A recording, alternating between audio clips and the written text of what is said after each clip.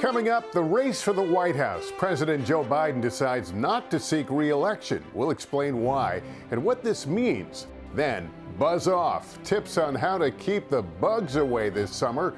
Plus, Paris preview. The opening ceremonies will happen right here on the river, with boats carrying over 10,000 athletes across the river with fans from all over watching.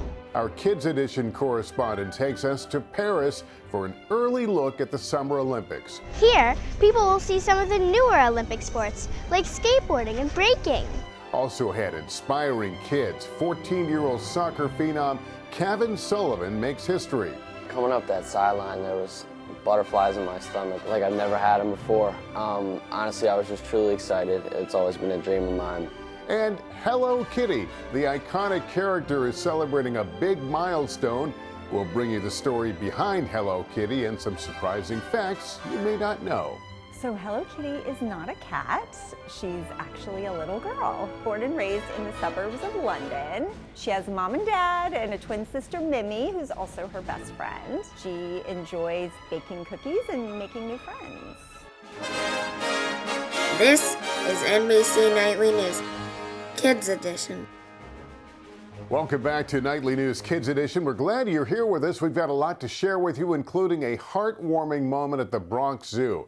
It's our picture of the week. And we'll also head to Colorado to introduce you to Crush, a rare lobster. Plus, we'll put you to the test in this week's pop quiz. It's a sweet one. But first, we begin with one of the big stories making news. President Joe Biden has decided he won't seek re-election, so he is no longer running for a second term in office. So what does this mean? We asked our good friend and NBC News presidential historian Michael Beschloss to explain.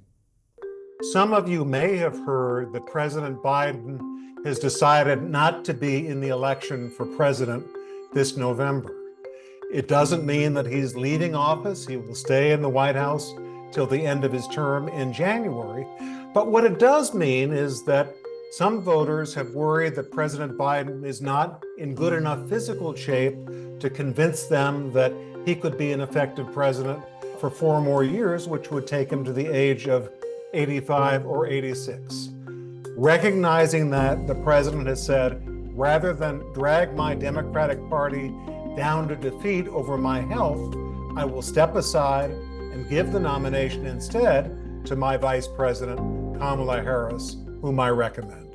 And it is my intention to go out and earn this nomination and to win. Other presidents have changed their mind about running again. In 1952, Harry Truman in March said, "I will not seek another term." That was because he had lost the New Hampshire primary and began to get nervous about whether he could even win the nomination. In 1968, Lyndon Johnson said the same thing, also in March. The war in Vietnam was on, 550,000 Americans were fighting. It was a very unpopular war. So Johnson said, "I'll let someone else run and I will try to make peace." It's the most natural thing in the world for you to wonder, so what happens next? Since we don't very often see a president decide not to run for re-election just a month before his party's convention, the Democrats in Chicago. Well, what will happen is that the Democratic delegates who have already been chosen will meet in Chicago, thousands of them, and they will vote for a new nominee. It's almost certain that they will vote for Kamala Harris because, by and large, these are people who were pledged to Joe Biden. They are likely to take his recommendation. Even though Biden has said that he will not run again in the election this November, he still stays in the White House and he does his job every single day until January 20th. You will still be seeing a lot of Joe Biden. So why would Joe Biden step away from the nomination just a month before the Democratic convention in Chicago? That almost never happens. And the reason was that a lot of Democratic leaders went to President Biden and said, "We love you, we think you've had a great record, but at the age of 81, there are too many voters who are worried that you might not be able to be an effective president for 4 more years. If you do not step aside, we are nervous that the election might be lost to Donald Trump. They made that appeal, the president listened to it, and he did something that very few politicians in America do. He gave up power. And giving up power when you don't have to, that's the essence of democracy. Truly history being made. Michael, thank you for that.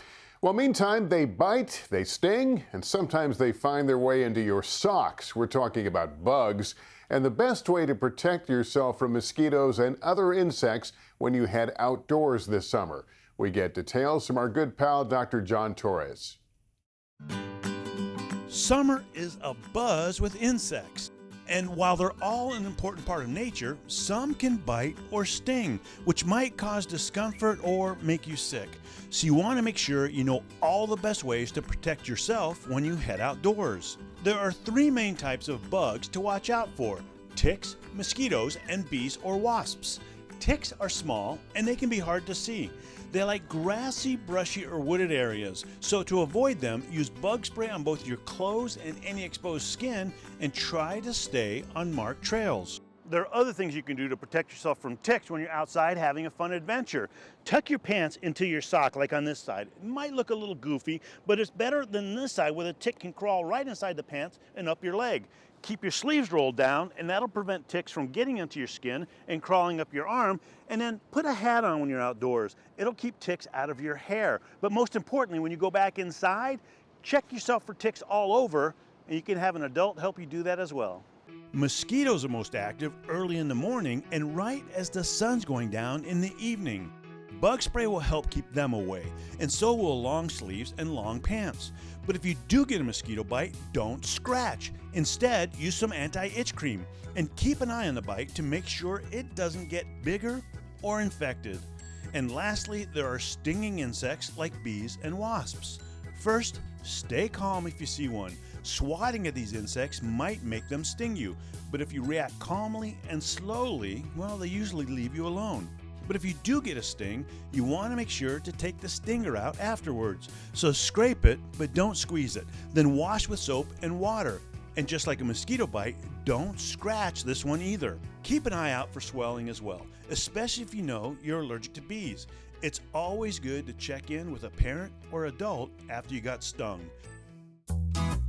And remember, we're all part of nature. You don't need to be afraid of bugs, just a little careful sometimes. So put on some bug spray and then make sure you have a lot of fun in the sun this summer. All right, Dr. John, I've got a bug bite right here. I'm dying to scratch, but I won't. Anyway, thanks very much. In other news, the Paris Olympic Games will get underway this week. Our Kids Edition correspondent Drew Hubbard recently traveled to Paris and has an early look at what you can expect. France is a country in Western Europe, and Paris is the capital. It's known for beautiful buildings like the Cathedral Notre Dame, the Louvre, home of the painting The Mona Lisa, and most famous of them all, the Eiffel Tower. When you see the Eiffel Tower, you know you're in Paris, the home of the Summer Olympics. Dividing the city in two is the Seine River. It's where the games officially begin. The opening ceremonies will happen right here on the river, with boats carrying over 10,000 athletes across the river with fans from all over watching. More than 300,000 people are expected to line up along the river to see the athletes from over 200 countries.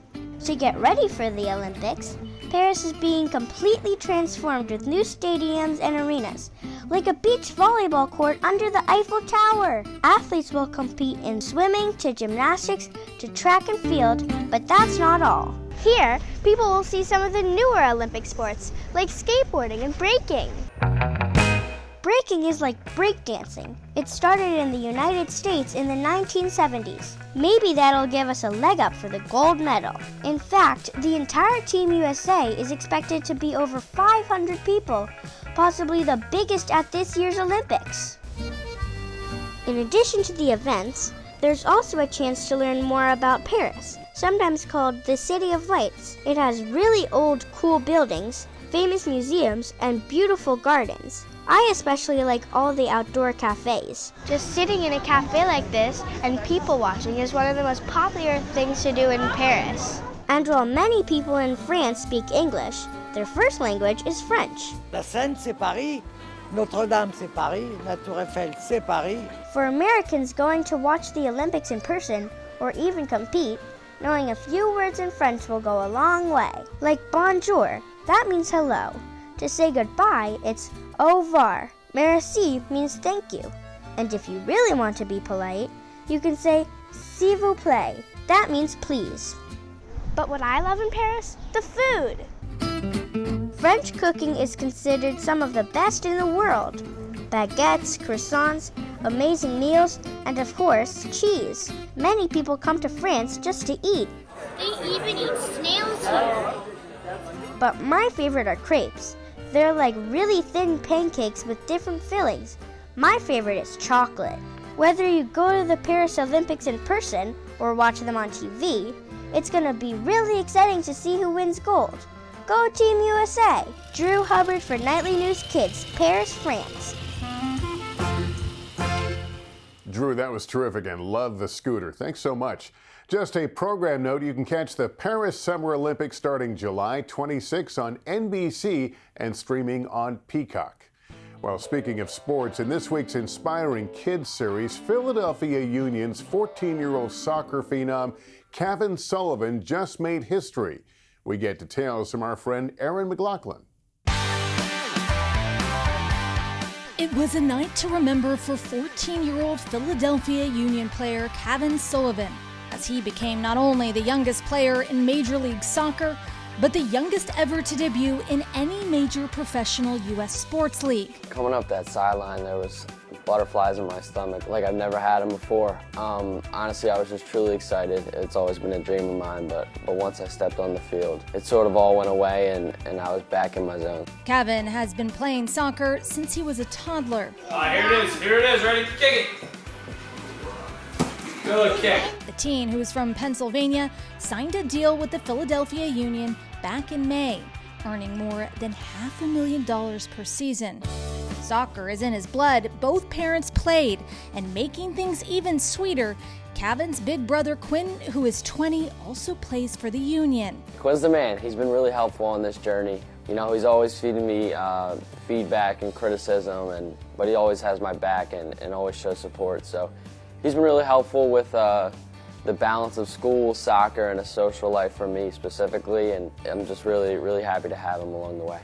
Cavin's coach has praised the young soccer star, describing him as a generational talent who deserves to be on the team. Honestly, it means a lot coming from Jim Curtin. It's really special that he recognizes my talent at such a young age of 14. But me personally, I don't really thrive off words like that. It's usually my own mentality and what I think of myself. I'm a really self-aware person, so I know how I'm doing it in my life and in my career. Cavin Sullivan remains focused on his career in Philly, saying this is just the start. It's all about where you finish, not where you start. So I'm just going to keep working, keep developing here. All right, Erin, thanks very much for that. Time for our pop quiz now. The question this week, which popular summer fruit is actually a large berry? Is it A, pineapple, B, strawberry, or C, watermelon? I'll give you a few seconds to think about it. Okay, time's up. The answer is C, watermelon. What? Yeah, watermelon. That's right. Watermelons are actually considered berries. Who knew that? Specifically, a type of berry called pepo.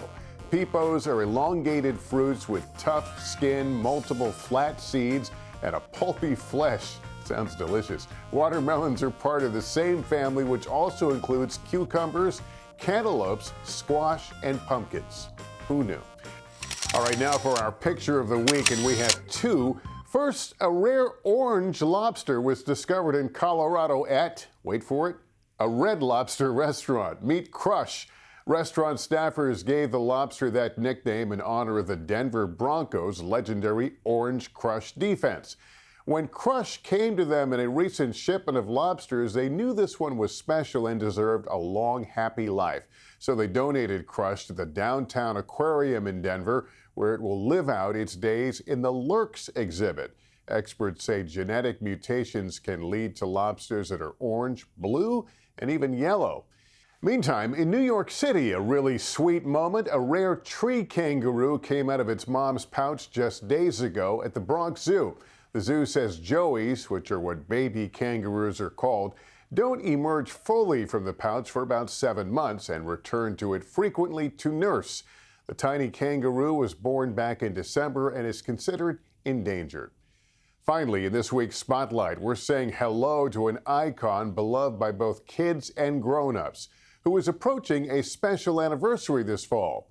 Our friend Savannah Sellers has the story behind Hello Kitty. With that instantly recognizable face and red bow, fans have been saying Hello Kitty for 50 years now. In that time, she has appeared almost everywhere, taking flight on planes, trains, and automobiles, cheering on professional sports teams, and walking the runway. And the girl of the hour, Hello Kitty! On trend for 5 decades, Hello Kitty hasn't stopped keeping fans coming back for more. From countless products and brand collaborations, to most recently, a special Nordstrom pop-up celebrating her big milestone. Jill Cook is an executive at Sanrio, the company behind Hello Kitty, and knows her better than anyone else.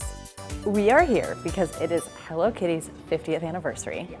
My first question is Hello Kitty a cat? So Hello Kitty is not a cat. She's actually a little girl, born and raised in the suburbs of London. She has a mom and dad and a twin sister, Mimi, who's also her best friend. She enjoys baking cookies and making new friends. Cinnamon roll? Your cinnamon roll looks kind of like you. She's kind of a tiny little girl, right? Yeah, she weighs 3 apples and she's 5 apples tall. And her world is large. She has her own pet cat, Charmy Kitty, a boyfriend, Dear Daniel, and hundreds of other friends. Her core message is friendship, kindness, and inclusivity. And part of what has helped her transcend borders, languages, cultures is that that's understandable to everyone. Hello Kitty's story started in 1974 when she was put on a small coin purse by a Japanese business. She was created for product, and the fact that she grew so quickly around the globe was kind of a shock. I think really interesting about Hello Kitty is she was one of the first pop culture brands to introduce Japanese culture to an American audience and really opened up that new design aesthetic. Her prevalence also making her a cultural phenomenon, several years in the Macy's Thanksgiving Day Parade. She also has her own theme park and cafes. The company's been very clever over the years at rolling out products, not just for 6-year-olds, but 16-year-olds, 26-year-olds, 36-year-olds, and beyond. Kitty's remarkable because it didn't come from anything. It just appeared and was plastered on product after product after product. Most characters, both in America and elsewhere, come out of movies, they come out of animated videos. Kitty has had none of that. That's unique, and it's hard to replicate that. I got to say hello to Hello Kitty herself when she surprised me. Oh my God! Hi! Can I hug you? Oh. Hello Kitty isn't saying goodbye anytime soon. She's been around for 50 years. She'll be around for 50 more. She's timeless. She's relatable to people of all ages. I think what has been part of her success is that she adapts and evolves while her core message stays the same. All right, Savannah, thanks. Well, that is going to do it for us. Parents, just a reminder, if your child has a question about any topic in the news, email a video to us at NightlyNewsKids@NBCUni.com, and we'll try to answer them in an upcoming episode. You can also follow us on Instagram @NightlyKids. Thanks for watching, and remember to take care of yourself and each other. So long.